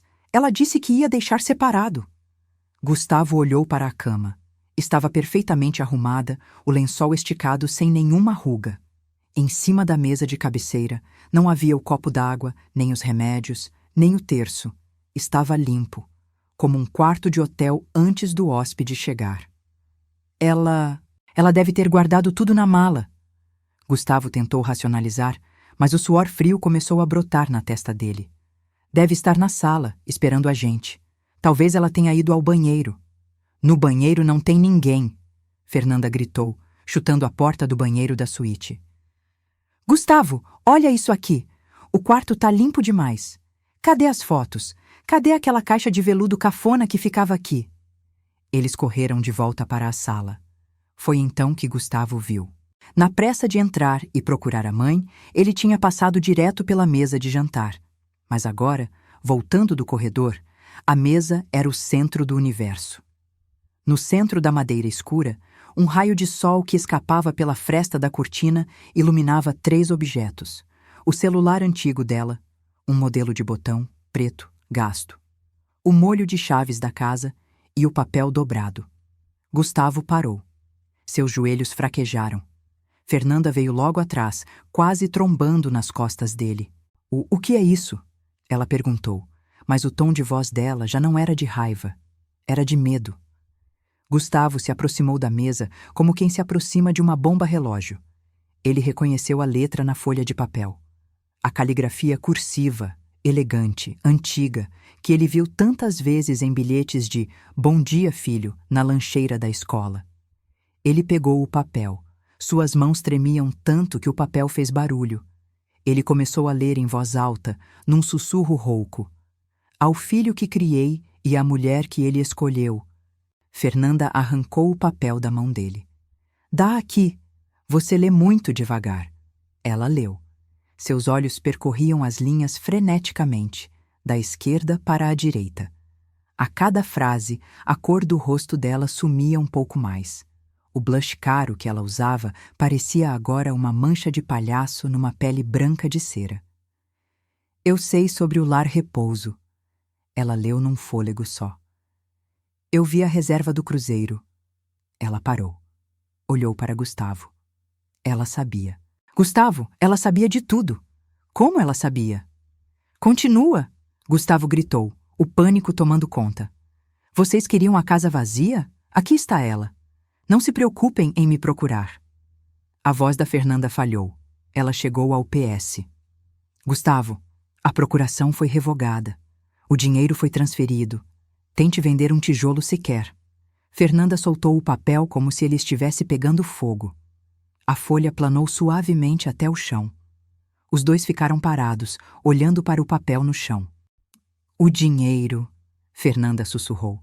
Ela disse que transferiu o dinheiro. Que dinheiro? Gustavo estava atordoado. A conta dela só tem a pensão? Não, seu idiota. O fundo de emergência. Os dólares. As joias. Fernanda agarrou o braço dele, cravando as unhas. Entra no banco agora. Pega o aplicativo dela. Você tem a senha. Gustavo tateou os bolsos, derrubou o próprio celular, pegou de volta. Desbloqueou a tela com dedos desajeitados. Abriu o aplicativo do banco onde a mãe tinha conta há 30 anos. Ele sabia a senha de cor, pois usava para pagar as contas da casa e, ultimamente, para desviar pequenos valores para o caixinha do casal. Digitou a senha. A tela de carregamento girou, girou, girou. Acesso bloqueado. Entre em contato com o gerente. Bloqueado, ele gritou. Tenta o saldo, tenta o extrato por telefone. Ele ligou no viva voz. A voz robótica do atendimento bancário encheu a sala silenciosa. Bem-vindo. Digite seu CPF. Ele digitou. Informamos que, por solicitação do titular e medida de segurança, o acesso eletrônico a esta conta foi suspenso. Para maiores informações, dirija-se à agência. Gustavo deixou o celular cair sobre a mesa. Ele se apoiou numa cadeira e sentou, porque as pernas não aguentavam mais o peso do corpo. Ela fechou tudo. Ela nos trancou do lado de fora. Fernanda começou a andar de um lado para o outro, as mãos na cabeça, puxando os cabelos loiros. Oh, isso não pode estar acontecendo. O cruzeiro. A gente pagou a entrada no cartão de crédito, Gustavo. 25 mil reais. A fatura vence daqui a 10 dias. A gente ia pagar com a venda da casa. Gustavo murmurou, olhando para o nada. Mas a gente não pode vender a casa. Fernanda gritou, histérica. Ela revogou a procuração. Se a gente tentar vender, a gente vai preso. Você leu a carta? Ela contratou um advogado. O silêncio voltou, mas agora não era vazio. Era preenchido pelo som da respiração ofegante da Fernanda e pelo zumbido do pânico no ouvido do Gustavo. Ele olhou para o molho de chaves na mesa. Aquelas chaves que ele tanto queria ter em mãos. Agora, elas pareciam inúteis. Chaves de um reino falido. Sem a assinatura da mãe, a casa era apenas um monte de tijolos onde eles não podiam tocar. Sem o dinheiro da mãe, eles eram apenas um casal endividado vivendo de aparências. Gustavo olhou para a parede, para o lugar onde a mãe costumava sentar para tricotar. A imagem da mãe veio à mente dele, não a velha chata, mas a mãe que fazia compressa na testa dele. A mãe que vendeu a máquina de costura para pagar a faculdade dele. E, de repente, a frase da carta bateu nele com a força de um trem. O único tesouro que existia nesta casa era o amor que eu tinha por você. E esse vocês gastaram até o último centavo. Não foi a perda do dinheiro que fez a primeira lágrima cair do olho dele. Foi a percepção, brutal e irreversível, de que ele estava órfão. Não porque a mãe morreu, mas porque ela desistiu dele. E ser desistido pela própria mãe, isso dói num lugar que o dinheiro não alcança. O que a gente faz agora? Fernanda perguntou, parando na frente dele. O rosto dela estava distorcido de raiva e medo. Gustavo, resolve! O que a gente faz? Gustavo levantou a cabeça, olhou para a esposa, a mulher que ele escolheu. Pela primeira vez em anos, ele a viu sem o filtro da paixão ou da conveniência. Viu a ganância, a frieza, o egoísmo e viu o reflexo dele mesmo nela. A gente não faz nada, Fernanda, ele disse, a voz morta. A gente senta e espera a fatura chegar. Lá fora, um vento forte bateu à porta da sala, que estava apenas encostada. Pam! O som foi como o de uma cela se fechando. Eles estavam presos na liberdade que tanto queriam. Os dias que se seguiram não foram dias, foram uma lenta e dolorosa ressaca. 30 dias se passaram desde a sexta-feira da fuga. Na casa de muros altos e rosas, que agora começavam a murchar por falta de água, o clima era de guerra civil. A conta do cruzeiro chegou. 25 mil reais. Gustavo tentou parcelar. O banco negou. O limite estava estourado. Ele tentou pegar um empréstimo. Negado. O nome dele já estava sujo por dívidas antigas que a mãe cobria sem saber. Ele tentou vender o carro. Conseguiu, mas por um valor ridículo, desesperado para pagar os agiotas de colarinho branco do cartão de crédito. Agora andava de aplicativo e reclamava a cada corrida. A rotina da casa colapsou. Sem a dona Elvira para lavar, passar, cozinhar e limpar, a mansão virou um chiqueiro de luxo. A pia vivia transbordando de louça com crostas de comida velha. O chão da sala acumulava poeira e pelos. O banheiro era um território que ninguém queria encarar. Era uma terça-feira à noite. Chovia lá fora. Gustavo estava sentado no sofá, comendo uma pizza fria direto da caixa. Ele tinha emagrecido, mas não de um jeito saudável. Estava pálido, com olheiras profundas. Fernanda entrou na sala. Ela arrastava uma mala. Não uma mala pequena de viagem. 2 malas enormes. "O que é isso?" Gustavo perguntou, limpando a gordura da pizza na calça de moletom suja. "Estou indo para a casa dos meus pais", ela disse, seca, sem olhar para ele. "Como assim? Você vai me deixar aqui? Nessa merda toda?" "Nessa merda toda que você criou, Gustavo." Ela explodiu. "Meu pai me avisou. Disse que você é um fracassado. Um homem de 30 anos que precisa da mãe para pagar a conta de luz? Por favor. Eu casei com um homem, não com um parasita." "Você gastou o dinheiro junto comigo." Gustavo se levantou, derrubando a caixa de pizza no tapete. "Você queria a piscina. Você queria o closet. Eu queria o estilo de vida que você prometeu que podia bancar." Ela gritou de volta. "Mas agora acabou. Cortaram a internet hoje de manhã. A geladeira só tem água e luz." "Eu não nasci para passar necessidade, Gustavo." Ela caminhou até a porta. "Fernanda, espera." Ele correu atrás dela. "A gente pode dar um jeito. Eu vou arrumar outro emprego. Eu vou encontrar a minha mãe. Ela não vai me deixar na mão." "Esquece a sua mãe." Fernanda riu, um riso amargo. "Aquela velha foi mais esperta que nós dois juntos. Ela deve estar rindo da nossa cara em alguma praia. E quer saber? Ela tem razão. Você é um peso morto." A porta bateu. O som foi idêntico ao da porta fechando no dia em que Elvira saiu. Mas o peso era diferente. Quando Elvira saiu, levou a dignidade. Fernanda levou apenas o resto da esperança dele. Gustavo ficou sozinho na sala escura. O silêncio da casa não era mais paz. Era um monstro que gritava nos ouvidos dele. Ele olhou para o tapete manchado de molho de tomate. Olhou para a pilha de contas sobre a mesa de jantar, onde antes ficava a carta. Ele sentou no chão e chorou. Não chorou de arrependimento moral ainda. Chorou de fome. Chorou de solidão. Chorou porque não sabia ligar a máquina de lavar e não tinha mais cuecas limpas. A 800 quilômetros dali, numa cidadezinha litorânea, onde o tempo passava mais devagar, a manhã estava radiante. Dona Elvira abriu as janelas do seu novo apartamento. Era pequeno. Quarto e sala, térreo, com uma varanda que dava para um jardim coletivo do condomínio. Não havia luxo. Os móveis eram simples, comprados em lojas de usados e reformados por ela mesma. Mas havia luz. Muita luz. Ela respirou fundo, sentindo a maresia misturada com o cheiro do café fresco que acabara de passar. Na mesa da varanda não havia contas atrasadas. Havia um cavalete de pintura. Uma tela em branco que começava a ganhar cores. Azuis, verdes, amarelos. Ela estava aprendendo a pintar. Era o item número 2 daquela lista antiga. O celular tocou. Era uma chamada de vídeo. Elvira atendeu sorrindo. Bom dia, Dr. Siqueira. Na tela, o advogado rabugento parecia até mais simpático. Bom dia, dona Elvira. Como está a vida de fugitiva? Fugitiva não, doutor.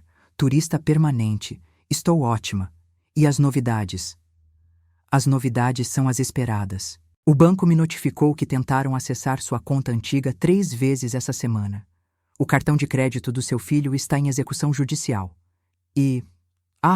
recebi uma notificação extrajudicial do advogado da esposa dele. Pedido de divórcio. Elvira suspirou. Ela não ficou feliz. Nenhuma mãe fica feliz com a desgraça do filho, mesmo quando ele merece. Já esperava. O amor dela durou exatamente o tempo que o dinheiro durou. A senhora quer que eu faça alguma coisa? Quer que eu entre em contato com ele? Não. A resposta foi firme. Ainda não. Ele precisa chegar no fundo do poço, Siqueira. Se eu jogar a corda agora, ele não aprende a escalar. Ele só vai aprender a me puxar para baixo de novo. Deixe doer mais um pouco. O parto é doloroso, mas é necessário para nascer. E ele precisa renascer homem, porque como menino, ele falhou. Ela desligou. Voltou para a tela. Pincelou um traço azul forte no horizonte do quadro. A liberdade tinha gosto de café quente e brisa do mar, mas tinha também um travo amargo de saudade. Ela sentia falta do Gustavo de 5 anos, que lhe trazia flores colhidas no jardim. Onde aquele menino foi parar? De volta à casa escura. Mais 2 semanas se passaram. Gustavo estava no limite. A luz tinha sido cortada por falta de pagamento. Ele estava vivendo à luz de velas, comendo miojo cru porque o gás também tinha acabado. Ele estava sujo, a barba por fazer, o cabelo oleoso. Ele revirou as gavetas da mãe pela 1000ª vez, procurando qualquer coisa. Um anel esquecido, uma nota de R$ 10, um endereço, nada. Até que no fundo de uma gaveta do criado mudo, debaixo do forro de papel, a mão dele tocou em algo. Um cartão de visita antigo. Ele puxou. Era um cartão simples, branco, com letras pretas em relevo. Advocacia Siqueira, causas cíveis e trabalhistas. E no verso, escrito à mão com a letra da mãe. Em caso de emergência, ligar para o Siqueira. Ele sabe o que fazer. O coração de Gustavo disparou. Ele sabe o que fazer. Siqueira. O advogado do sindicato do pai. O homem que a mãe mencionou na carta. Gustavo correu para a sala. Seu celular tinha 5% de bateria, carregado na padaria da esquina. Ele discou o número, tremendo. Era noite. Provavelmente ninguém atenderia. Mas o telefone tocou. 1, 2, 3 vezes. Advocacia Siqueira. Plantão. Uma voz grossa, cansada. Doutor Siqueira? Gustavo disse, a voz embargada. Aqui é Gustavo, filho da Elvira. Houve um silêncio longo na linha. O herdeiro. Estava demorando. Doutor, pelo amor de Deus, eu não sei onde ela está. Eu estou passando fome. A Fernanda foi embora. Cortaram a luz. Eu preciso falar com a minha mãe. Sua mãe está incomunicável, meu rapaz. Por ordem dela. Por favor. Gustavo começou a chorar. Um choro feio, soluçado. Diz pra ela que eu me arrependi. Diz pra ela que eu sinto falta dela, não do dinheiro, dela. A casa tá vazia, doutor. Tá tudo vazio. Siqueira ouviu o choro do rapaz do outro lado da linha. Ele conhecia choro de manipulação e choro de desespero. Aquele parecia, pela primeira vez, real. Escute bem, Gustavo, eu não vou te dar o endereço dela. Ela conquistou a paz dela a duras penas. Então me ajuda. O que eu faço?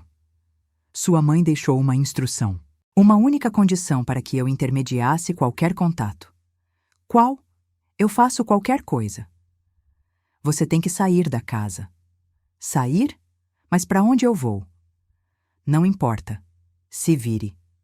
A condição é: tranque a casa, entregue a chave no meu escritório e vá viver a sua vida com o seu próprio suor. Prove que você consegue sobreviver um mês sem a mamãe. Se você fizer isso, talvez, apenas talvez, ela aceite te ver. Gustavo olhou ao redor, para as sombras da sala que um dia foi seu reino. Sair da casa. Abandonar o último refúgio. Ir para a rua, trabalhar, morar numa pensão, comer o pão que o diabo amassou. 1 mês? Ele sussurrou. 30 dias. Começando amanhã. Pegar ou largar. Gustavo fechou os olhos. A barriga roncou. O orgulho já tinha morrido de inanição dias atrás. Eu vou. Eu entrego a chave amanhã. Ele desligou. A bateria do celular morreu. A tela ficou preta. No escuro total, Gustavo se levantou. Pela primeira vez em 32 anos, ele ia ter que ser homem.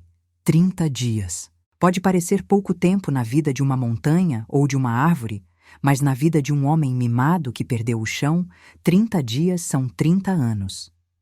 Gustavo cumpriu a promessa. No dia seguinte à conversa com o advogado, ele trancou a casa. Entregou as chaves na recepção do escritório do Dr. Siqueira. Não pediu dinheiro emprestado.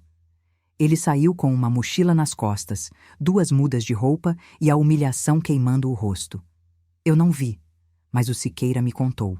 Gustavo arrumou emprego como ajudante de carga e descarga num mercado atacadista na Zona Leste. Trabalho braçal. Pesado. Ele alugou um quarto num pensionato onde o banheiro era coletivo e o cheiro de fritura impregnava as paredes. Ele aprendeu a acordar às 4 da manhã para pegar 2 ônibus. Ele aprendeu que um almoço de R$ 15 é luxo. Ele aprendeu que as costas doem, que os pés incham e que, quando a gente chega em casa à noite, ninguém bate palma. No dia 31, Siqueira me ligou. Ele sobreviveu, Elvira, e não me pediu 1 centavo. Comprou a passagem de ônibus para a sua cidade com o adiantamento do salário dele. Ele está vindo? Meu coração falhou uma batida. O instinto de mãe quis correr para a rodoviária, levar um bolo, levar um cobertor. Mas a mulher sábia segurou a mãe ansiosa pelo braço. Está. Chega hoje à tarde. Dei o endereço do quiosque na praia, como combinamos. A senhora vai estar lá? Estarei. Eu cheguei cedo ao quiosque, doce brisa. Pedi uma água de coco. Eu estava nervosa. Minhas mãos suavam frio, apesar do calor. Como ele estaria? Será que estaria com raiva? Será que viria me xingar, me culpar pela desgraça dele? Ou será que viria rastejar, pedir dinheiro e voltar para a vida antiga? Eu estava usando um vestido amarelo solto de tecido leve. O cabelo estava solto, grisalho e brilhante. Eu não tingia mais. Aceitei meus fios de prata como coroas de vitória. Eu olhava para o calçadão, procurando o meu filho no meio dos turistas. Procurava o Gustavo de camisas de linho, de postura arrogante, de óculos escuros de marca. Mas eu não o vi. Vi um homem caminhando devagar, com uma mochila surrada nas costas. Ele vestia uma camiseta de algodão simples, jeans desbotado e tênis. Ele estava mais magro. O rosto estava bronzeado de sol de trabalho, não de sol de clube. A barba estava feita, mas a pele parecia mais grossa. Ele caminhava olhando para o chão, com uma humildade que eu nunca tinha visto. Ele parou a uns 10 metros do quiosque, levantou a cabeça e me viu. Nossos olhares se cruzaram. O mundo parou. O som do mar sumiu. Eu vi os olhos dele se encherem de lágrimas. Mas ele não correu. Ele não sorriu. Ele apenas ficou parado, segurando a alça da mochila com força, como se tivesse medo de se aproximar e quebrar a miragem. Eu fiz um sinal com a cabeça. Um convite mudo. Vem. Ele se aproximou devagar, arrastando os pés na areia do deck de madeira. Parou na frente da minha mesa. Oi, mãe. A voz dele estava rouca, falhada. Oi, Gustavo. Ficamos nos olhando. Eu procurava traços do menino que embalei. Ele procurava traços da velha que ele humilhou. Nenhum dos dois encontrou o que procurava. Éramos estranhos íntimos. Posso sentar? Ele perguntou. Pode. Ele puxou a cadeira de plástico. Sentou-se na ponta, desconfortável. Ele colocou as mãos sobre a mesa. Foi aí que eu desmontei por dentro. As mãos dele. As mãos de pianista, como eu costumava dizer, finas e macias, que nunca lavaram um prato. Aquelas mãos estavam ásperas. Havia cortes pequenos nos dedos, cicatrizes recentes, unhas curtas e maltratadas. Eram mãos de trabalhador. Eram mãos parecidas com as do pai dele. Eu tive vontade de pegar aquelas mãos e beijar cada machucado, mas me segurei. Se eu fizesse isso agora, estragaria tudo. Ele precisava saber que o colinho acabou. Você está diferente, mãe, ele disse, olhando para o meu vestido, para o meu cabelo, para a tela de pintura encostada na cadeira ao lado. Parece mais jovem. A liberdade rejuvenesce, meu filho. Tira o peso das costas. Ele baixou a cabeça, envergonhado com a indireta. A Fernanda pediu o divórcio. Ele soltou como quem confessa um crime. Eu sei. Ela levou tudo que pôde, até as cortinas. Coisas vêm e vão. Silêncio. O garçom se aproximou. Vai querer alguma coisa, moço? Gustavo olhou para o cardápio. Viu os preços. Engoliu em seco. Não, obrigado. Só uma água da torneira, se tiver. Traga um suco de laranja e um sanduíche natural. Eu ordenei ao garçom. Eu pago. Gustavo me olhou surpreso. Mãe, eu não vim pedir dinheiro. Eu juro. Eu tenho um dinheiro da passagem de volta. Eu só vim... Você só veio por quê, Gustavo? Eu o encarei fixamente. Por que viajou 800 quilômetros para ver a mulher que você queria trancar num asilo? Ele estremeceu. A menção ao asilo foi um tapa na cara. Ele respirou fundo, tentando controlar o choro que subia pela garganta. Por que eu descobri uma coisa, mãe? O que você descobriu? Que não sabe lavar roupa? Que a luz custa caro? Também. Mas não foi isso. Ele olhou para o mar. Uma lágrima escorreu e pingou na mesa. Eu descobri que eu sou ninguém. Ele voltou a olhar para mim. Quando a Fernanda foi embora, quando a luz cortou, quando eu fiquei sozinho naquela casa escura, eu tentei lembrar quem eu era. E eu não consegui. Eu era o filho da Elvira. Depois fui o marido da Fernanda. Eu nunca fui o Gustavo. Eu sempre vivi escorado em alguém. E quando vocês saíram, eu desabei. Ele limpou o rosto com as costas da mão grossa. Mãe, eu passei fome esse mês. Fome de verdade, de doer a barriga. Eu sei o que é isso, eu disse, fria. Eu passei fome para você não passar. Eu sei, ele soluçou. Eu lembrei disso, lembrei daquele dia da chuva, do remédio. Eu lembrei de tudo que eu escolhi esquecer. Ele se inclinou para a frente, desesperado. Mãe, me perdoa. Eu não quero a casa. Eu não quero o dinheiro. Pode doar tudo para a igreja, pode queimar. Eu só quero que a senhora não morra me odiando. Eu não aguento viver sabendo que a única pessoa que me amou de verdade tem nojo de mim. A sinceridade dele era palpável. Não havia o tom meloso da manipulação. Havia dor. Havia vergonha. Eu olhei para aquele homem de 32 anos chorando num quiosque de praia. O meu coração de mãe queria abraçar e dizer: está tudo bem, volta para casa, a mamãe cuida. Mas a minha alma ferida sabia que isso seria o pior erro. Se eu fizesse isso, ele voltaria a ser o menino fraco. Eu precisava ser a rocha. Estiquei a mão e toquei a mão dele sobre a mesa. A pele dele era lixa contra a minha. Eu não te odeio, Gustavo. O ódio é um sentimento que a gente guarda para inimigos. Você não é meu inimigo. Você é minha decepção. E isso dói muito mais. Ele baixou a cabeça, aceitando o veredito. O perdão, continuei. O perdão não é uma palavra mágica, meu filho. O perdão é uma construção. Você demoliu a nossa relação tijolo por tijolo durante anos. Não vai ser uma tarde de choro que vai reconstruir. Eu faço o que for preciso, ele disse. Ótimo, porque eu tenho condições. Condições duras. O garçom chegou com o sanduíche. O cheiro de pão e frango fez o estômago do Gustavo roncar alto. Ele ficou vermelho de vergonha. Come, eu disse, empurrando o prato para ele. Saco vazio não para em pé. Come e depois a gente conversa sobre o seu julgamento. Ele pegou o sanduíche com as mãos trêmulas e deu a primeira mordida. Ele comeu com uma avidez que partiu meu coração, mas manteve minha resolução firme. Ele estava no fundo do poço. Agora eu ia jogar a corda.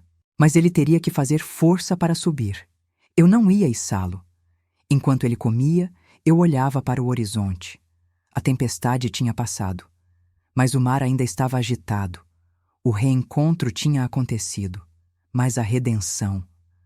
a redenção ainda estava longe. Gustavo limpou o último farelo de pão do prato.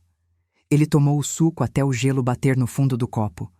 Quando ele levantou os olhos, a vergonha ainda estava lá, mas havia algo novo. Gratidão. Uma gratidão simples, primária, de quem foi alimentado. Estava bom? Perguntei. Foi a melhor coisa que eu comi em 1 mês. Obrigado, mãe. Não me agradeça por comida, Gustavo. Dar de comer a um filho é obrigação biológica.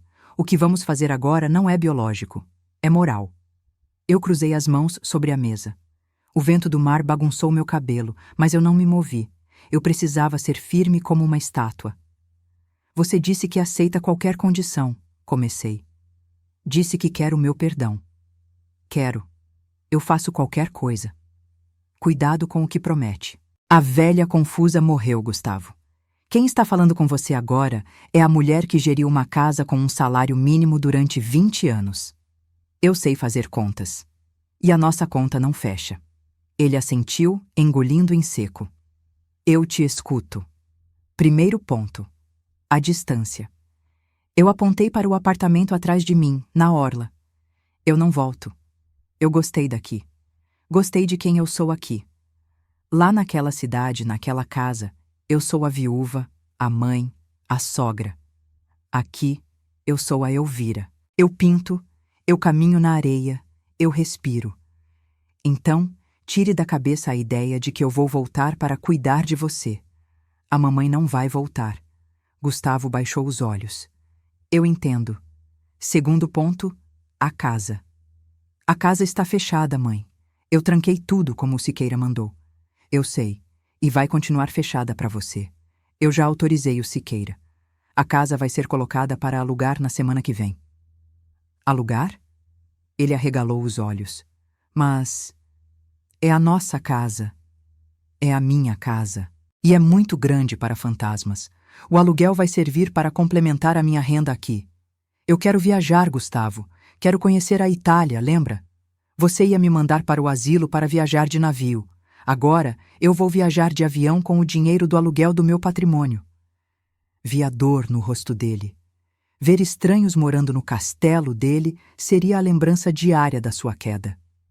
E eu? Ele perguntou num fio de voz. Onde eu vou morar? Onde você puder pagar. Você já está morando numa pensão, não está? Continue lá. Ou procure algo melhor. Mas pague com o seu suor. O teto gratuito acabou. Terceiro ponto, o dinheiro. Eu tirei um papel da minha bolsa. Era uma cópia da fatura do cartão de crédito dele, que o banco tinha enviado para o meu endereço antigo e o correio redirecionou. 25 mil reais. A entrada do cruzeiro. Mais os juros, já deve estar em 30. Eu não tenho como pagar isso, mãe. Meu nome está no Serasa. Eu sei. E vai continuar lá até você limpar. Eu não vou pagar essa dívida, Gustavo. Essa dívida é a sua cicatriz. Toda vez que você tentar comprar algo a prazo e for negado, você vai lembrar da mãe que você tentou vender. Mas eu vou ficar com o nome sujo por anos. Então trabalhe dobrado. Venda o almoço para pagar a janta. O Siqueira me disse que você é bom no trabalho braçal. Continue. O trabalho dignifica. Talvez, quando você pagar o último centavo dessa dívida com o seu dinheiro, você entenda o valor de R$ 25.000, porque para gastar o meu, você foi rápido. Gustavo colocou as mãos no rosto. Ele estava sendo esmagado pela realidade. Não havia atalhos, não havia jeitinho. É muito duro, mãe. A vida é dura, meu filho. Eu só estou deixando de ser o seu amortecedor. Fiz uma pausa. Deixei ele absorver o impacto. Ainda faltava a última condição, a mais importante. E, por último, a família. Ele levantou o rosto esperançoso. A gente vai voltar a se falar? Vamos, mas com regras. Nada de ligar pedindo dinheiro, nada de ligar reclamando da vida. Se você ligar para chorar as pitangas, eu desligo. Eu quero ouvir sobre suas vitórias, Gustavo. Mesmo que a vitória seja: hoje consegui pagar a conta de luz. Tudo bem. E tem mais uma coisa. Eu me inclinei para a frente. A Fernanda. O nome dela fez ele fechar a cara. O que tem ela? O divórcio. Eu não quero que você brigue por bens. Deixe ela levar os sapatos, as bolsas, o que for. Mas mantenha a dignidade. Não se rebaixe. Assine o papel e encerre o ciclo. Não use o divórcio para se fazer de vítima. Assuma que você foi cúmplice dela. Vocês dois criaram o monstro juntos. Ela foi a cabeça, mas você foi o braço. Gustavo respirou fundo. O ar do mar encheu os pulmões dele. Parecia que ele estava tirando um peso de 1 tonelada das costas. O peso da mentira. O peso de fingir ser rico. Mãe, a senhora está me condenando à pobreza. Não, Gustavo. Estou te condenando à realidade. A pobreza é um estado de espírito. Você era pobre de espírito quando morava na mansão e andava de carro importado. Agora, com essa roupa simples e essas mãos calejadas, você parece muito mais rico para mim. Ele olhou para as próprias mãos. Depois, olhou para mim. Eu aceito. A voz dele saiu firme. Eu aceito tudo. O aluguel da casa, a dívida, a pensão, o trabalho. Tem certeza? Não vai desistir na primeira bolha no pé? Não, porque eu não tenho mais para onde correr. A senhora tirou meu chão, mãe. Agora eu tenho que aprender a voar ou me estatelar de vez. E eu não quero morrer caído. Eu sorri. Um sorriso triste, mas orgulhoso. Aquele era o primeiro lampejo de homem que eu via nele em décadas. Tirei da bolsa um envelope pequeno. Tome. Ele pegou, desconfiado. Dinheiro? Não. Abra. Ele abriu o envelope. Dentro havia uma foto. Era uma foto antiga, 3x4, dele criança. E um escapulário de prata velho, que pertenceu ao pai dele. O dinheiro eu não te dou, mas a bênção do seu pai e a lembrança de quem você foi, isso eu te devolvo. Use esse escapulário. O Cláudio suou muito essa camisa para construir aquela casa. Honre o suor dele com o seu. Gustavo segurou o escapulário. Apertou contra o peito. Ele chorou de novo, mas foi um choro silencioso, contido. Obrigado, mãe. Agora vá. Eu me levantei. O ônibus de volta sai às 5.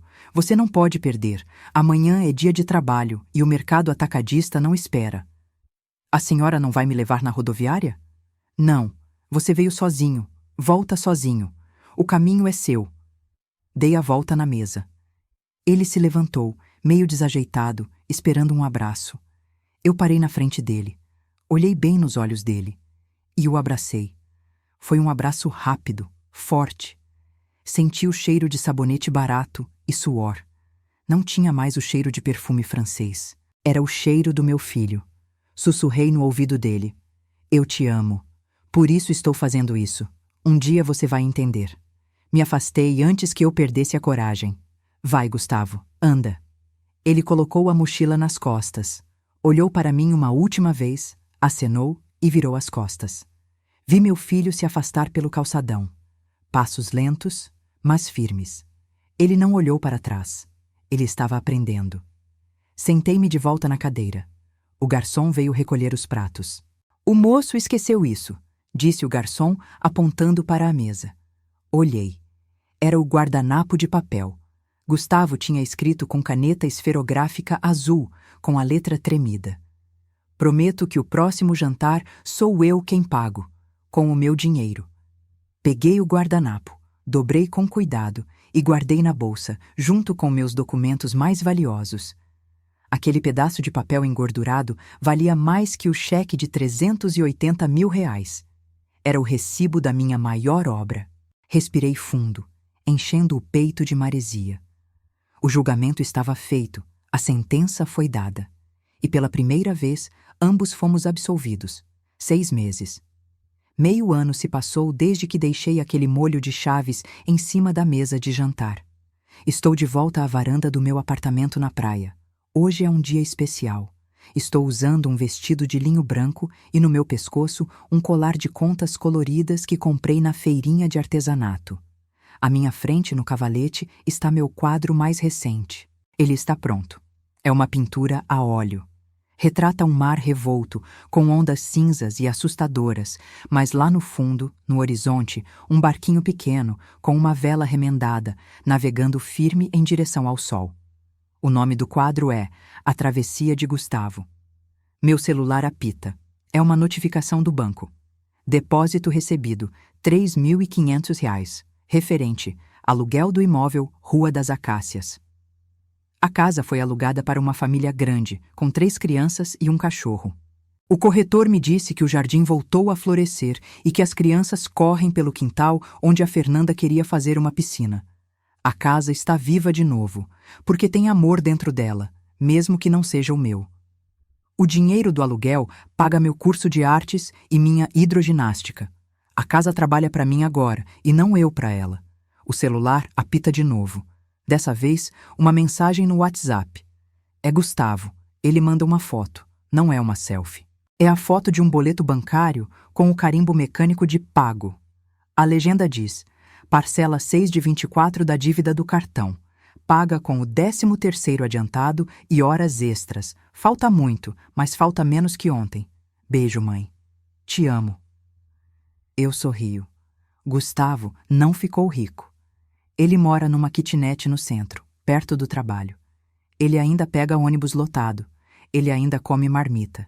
Mas no mês passado, ele veio me visitar. Ele pagou o jantar. Fomos numa pizzaria simples. Ele contou as moedas para dar a gorjeta ao garçom. Mas ele riu. Ele riu de verdade, contando como derrubou uma caixa de azeite no estoque e teve que limpar tudo. Aquele riso não tinha preço. Era o riso de um homem livre. Livre da necessidade de impressionar. Livre da sombra da ex-esposa. Fernanda. Ouvi dizer que ela já está noiva de um empresário mais velho, dono de uma rede de postos de gasolina. Ela encontrou outra hospedeira para parasitar. Desejo sorte a ele. Ele vai precisar. Eu tomo um gole do meu chá gelado. Olho para as minhas mãos. Elas têm manchas de tinta azul e amarela. Antes, minhas mãos cheiravam a alho e cândida. Hoje, cheiram a terebintina e mar. A dor daquela humilhação no almoço de domingo nunca vai sumir completamente. Ela é como uma fratura exposta que calcificou. O osso ficou mais forte no lugar da quebra. Mas em dias de chuva, a gente sente uma pontada. Mas foi aquela dor que me salvou. Se Gustavo não tivesse gritado, se o papel do asilo não tivesse caído, eu estaria hoje sentada numa poltrona de vinil, num asilo fedorento, olhando para o nada, esperando a morte. Em vez disso, estou aqui, viva. E descobri que a velhice não é o fim da linha. É apenas o minha amiga, meu amigo, que me ouviu até aqui. Eu não sei como está a sua vida hoje. Não sei se você tem filhos que te valorizam ou filhos que te sugam. Não sei se você mora num palácio ou num quartinho.